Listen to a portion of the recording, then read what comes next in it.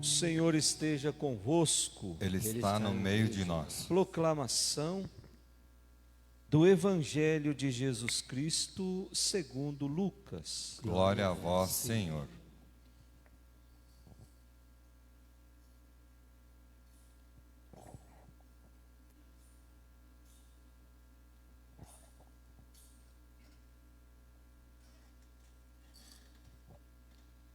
Aconteceu que, caminhando para Jerusalém, Jesus passava entre a Samaria e a Galileia. Quando estava para entrar num povoado, 10 leprosos vieram ao seu encontro. Pararam à distância e gritaram: Jesus, mestre, tem compaixão de nós. Ao vê-los, Jesus disse: Ide apresentar-vos aos sacerdotes. Enquanto caminhava, aconteceu que ficaram curados. Um deles, ao perceber que estava curado, voltou glorificando a Deus em alta voz. Atirou-se aos pés de Jesus, com o rosto por terra, e lhe agradeceu. E este era um samaritano. Então Jesus lhe perguntou: Não foram 10 os curados? E os outros 9, onde estão? Não houve quem voltasse para dar glória a Deus, a não ser este estrangeiro? E disse-lhe: Levanta-te e vai, tua fé te salvou.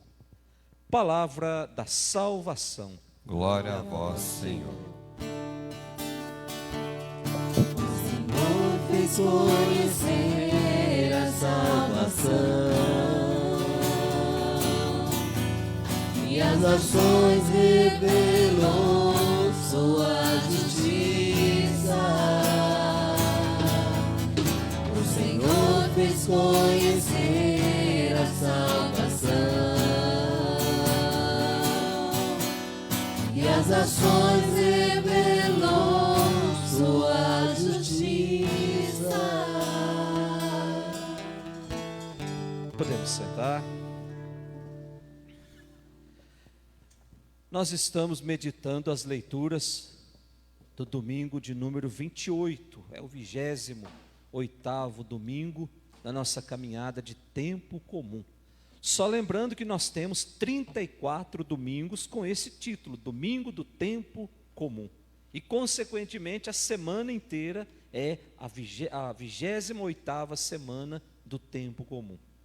A cor predominante é o verde, que nos lembra a esperança, que nos lembra que algo não está totalmente maduro, para lembrar a nossa relação com Deus. Então são as particularidades do tempo comum. E a cada domingo a palavra de Deus nos convida a meditarmos sobre algo que vai de fato nos ajudar a chegar no céu. Hoje as leituras nos mostram que Deus ele tem um plano de salvação para oferecer para todo mundo, sem nenhuma exceção. Ou seja, a salvação não é só para um grupo privilegiado de pessoas. A salvação Deus oferece para todo mundo. Não importa a minha vida de pecado, a partir do momento em que eu decido por Ele, eu abraço essa proposta de salvação. E aí não faz mais sentido voltar lá atrás. A primeira leitura que nós ouvimos foi tirada do livro dos Reis, 2 Reis, capítulo 5. Essa primeira leitura foi escrita mais ou menos 850 anos antes de Cristo, numa época em que o povo era dividido em 2 reinos. O reino do norte, cuja capital era Israel, e o reino do sul, cuja capital era Judá. Então era só isso, Deus só tinha essas 2 porções. E esse trecho acontece lá no reino do norte, quando o rei que governava era o rei Jorão. E esse rei, ele tinha uma preocupação muito grande com a modernidade. Ele queria fazer de Israel um lugar moderno. E para que isso acontecesse, então ele precisava abrir as fronteiras para entrar todo tipo de cultura dentro de Israel. E ele não imaginava que entrou também o culto a outros deuses, de maneira muito especial ao deus Baal, o deus da fertilidade. E aos poucos, o culto a esse outro deus começou a tomar a vida e o coração das pessoas. Ou seja, Baal estava substituindo o Deus Javé ou o Deus Jeová no coração das pessoas. Então era preciso fazer alguma coisa. E é aí que surge o profeta Eliseu, que assume a defesa desse Deus único, desse Deus verdadeiro. Aliás, essa defesa já havia sido assumida por Elias. Eliseu, ele só continua a obra de Elias. Então o capítulo 5, que é esse texto que nós lemos hoje na primeira leitura, conta a história do general sírio chamado Naamã, que era tido como um grande herói lá na Síria. Só que esse general, ele tinha uma doença, que era a lepra. E essa doença o fazia ser excluído da sociedade. Ele vivia se escondendo, mas a lepra é uma doença que apodrece a carne. Então hoje a lepra chama-se hanseníase, tem cura. Nessa época não tinha cura, e era vista como um castigo de Deus pela vida de pecado. Então ele tinha essa doença, vivia se escondendo, mas uma hora ou outra ele ia ser descoberto e ia ser proibido de participar das rodas sociais e também de participar do culto. Então o que acontece? Uma das suas empregadas diz para ele assim: olha, Naamã, estão falando aí de um tal de Eliseu, que é um servo de Deus, e ele pode te curar. Por que é que o senhor não vai até lá? Então, depois de muita insistência, ele vai até lá levando presentes para Eliseu. A ideia de comprar o milagre. É essa mentalidade que passa muito nos nossos televisores de madrugada. Você precisa comprar o seu milagre, senão ele não tem validade. Você precisa comprar o tijolinho, você precisa comprar a toalhinha, você precisa comprar a fronha para você sonhar com Deus e uma série de outras coisas. Naamã bebe dessa mentalidade. O que é que ele faz? Ele junta lá alguns punhados de presente e vai até Eliseu para que Eliseu pudesse curá-lo. Só que Eliseu era um homem de Deus. Quando ele chega na porta da casa de Eliseu, Eliseu nem sai para falar com ele. Eliseu manda um dos seus empregados chamar um empregado dele e diz: olha, ele quer ser curado? Então que ele banhe 7 vezes dentro do rio Jordão, e a cura vai acontecer. E aí Naamã fica chateado com Eliseu, porque Naamã esperava que fosse acontecer ali um espetáculo, que Eliseu fosse sair da sua casa, fosse colocar a mão nas suas feridas, e aquilo fosse sendo curado, e de repente ele manda um empregado falar que ele precisa tomar banho 7 vezes no rio Jordão. E aí ele fica muito irritado com Eliseu, pega suas coisas e vai embora dizendo assim: se é para tomar banho de rio, eu vou tomar banho no rio lá do meu país, lá em Damasco, porque os rios de lá são bem melhores do que os rios daqui. E aí vai embora. E no meio do caminho, a mesma criada diz para ele assim: olha, Naamã, se ele tivesse pedido para você fazer uma coisa difícil, certamente você não faria, mas ele pediu uma coisa simples. Por que é que você não vai lá e mergulha 7 vezes dentro do rio Jordão? E aí o que ele faz?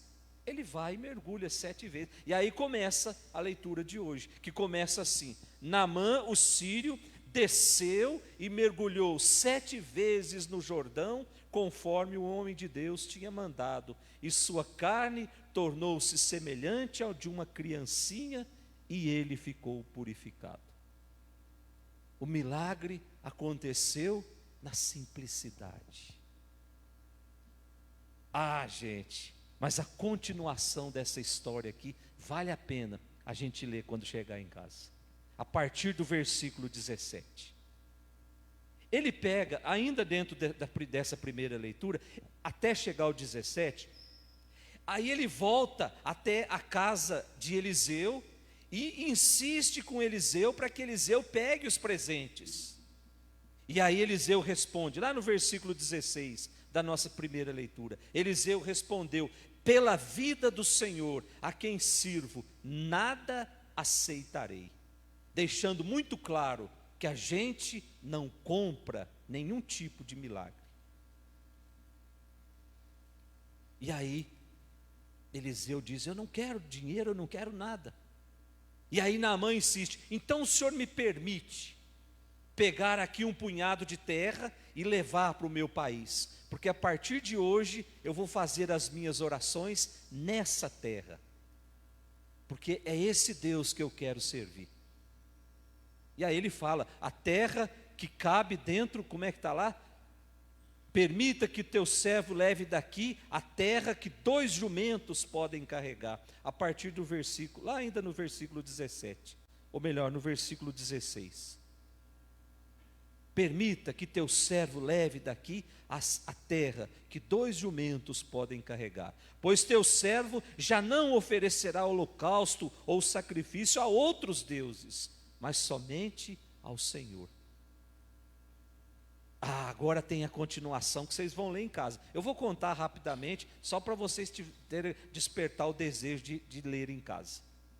Quando Naamã já estava bem longe da tenda da casa de Eliseu, um dos servos de Eliseu, que estava junto na hora que Naamã foi oferecer os presentes, correu atrás de Naamã e disse assim, não foi desse jeito que eu estou falando, vocês vão ler lá: olha, ele não quis os presentes, mas se o senhor quiser me dar esses presentes, eu aceito. Vai chegar gente lá em casa e eu estou precisando dessas coisinhas, então se o senhor quiser me dar, eu aceito. E Naamã, achando que Eliseu estava sabendo, entrega os presentes a um empregado de Eliseu. E aí esse empregado volta feliz para casa, e quando chega lá, Eliseu pergunta: aonde é que você foi? E ele mente para Eliseu. E aí Eliseu diz: tudo bem, então a partir de hoje, a doença que estava em Naamã vai passar para você também, porque você enganou o Senhor. Olha só que bonito, gente. Bonito assim, no outro sentido, para dizer que nós, por mais que a gente tente, a Deus a gente nunca engana. Deus sabe tudo que tem dentro do nosso coração. Como é que eu vou ter a coragem de enganar a Deus, de vestir uma máscara de bom cristão, de seguidor de Jesus Cristo, se no fundo eu não sou nada disso? De colocar a máscara, agora na época da eleição, é uma beleza, é máscara de bom cristão para todo lado, e aí o resto do ano bagunça tudo com a vida dos outros. Como é que eu vou fingir para Deus que eu sou um bom cristão? Por isso, a gente nunca deve nem usar o nome de Deus em vão, porque isso pode acarretar para nós as consequências. Depois da nossa segunda leitura, continue lendo em casa, que vocês vão se surpreender. É um texto muito bem elaborado, vale a pena a gente ler e rezar em cima desse texto. 2 Reis 5, de 14 aos 17, que é a leitura de hoje, e depois do 17, que é a história que eu acabei de contar. Depois da segunda leitura, a carta de São Paulo a Timóteo. Paulo, semana passada, já havia convidado os ouvintes a renovar o compromisso com Jesus, a ser de fato anunciador do grande tesouro que Deus colocou no nosso coração, de sermos guardiães desse tesouro que Deus colocou dentro do nosso coração, que é a sua palavra. Guarda com fé esse precioso tesouro. E agora São Paulo está convidando-nos a uma identificação com Cristo, fazendo da nossa vida um ato de amor, um ato de entrega. Mas só que isso não é muito fácil não, gente. O mundo está tentando nos convencer de que seguir Jesus Cristo, numa vida de entrega, numa vida de humildade, numa vida de doação, numa vida simples, o mundo está nos ensinando que esse caminho é caminho para fracassado. Eu me lembro do meu avô, coitado, deve ter ficado uns 800 anos no purgatório, mas foi para o céu. Ele me chamava para ir trabalhar na roça com ele, e eu nunca quis ir trabalhar na roça, ia quando dava. E aí um dia ele disse para mim, tem que ser padre mesmo, não serve para fazer outra coisa, não sabe fazer nada. São Paulo está querendo nos dizer assim, o mundo tenta nos convencer de que seguir Jesus Cristo não é um caminho de sucesso, é um caminho para gente fracassada. O caminho da humildade, o caminho do amor, o caminho do serviço é caminho para gente fracassada. E São Paulo está dizendo que não. Uma vida de amor, uma vida de serviço, é uma vida plenamente realizada, porque lá no final nós vamos encontrar a ressurreição. Ou seja, depois de uma sexta-feira da paixão triste, vem a manhã luminosa da Páscoa. Não existe Páscoa sem uma sexta-feira da paixão antes.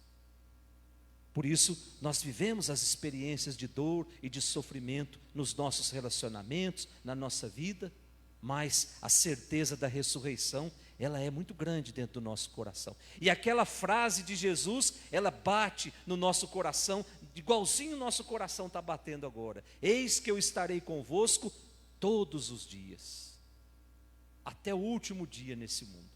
Até quando nós amadurecermos no nosso relacionamento com Ele, aqui nesse mundo.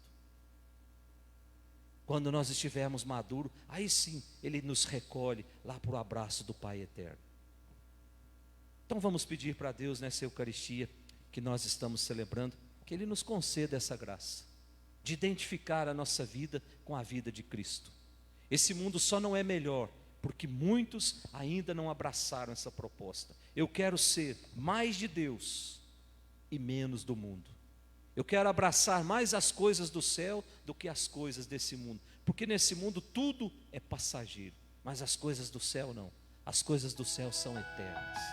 Louvado seja nosso Senhor Jesus Cristo.